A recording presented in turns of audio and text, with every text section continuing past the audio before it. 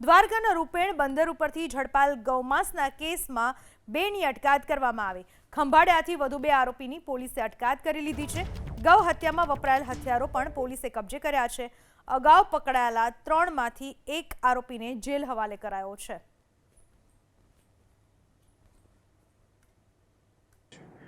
આજે મુખ્ય 3 આરોપી હતા તેમની સાથે આ બંને આરોપીઓની પણ સંડોવણી અમને મળી આવી છે। આ બંને જે નવા આરોપીઓ છે તે જે ગૌવંશ છે તેમને કાપવાનો અને જે માંસ વેચવાનો છે તે પ્રક્રિયામાં જોડાયેલા હોય તેવું અમને હાલ જણાઈ આવે છે।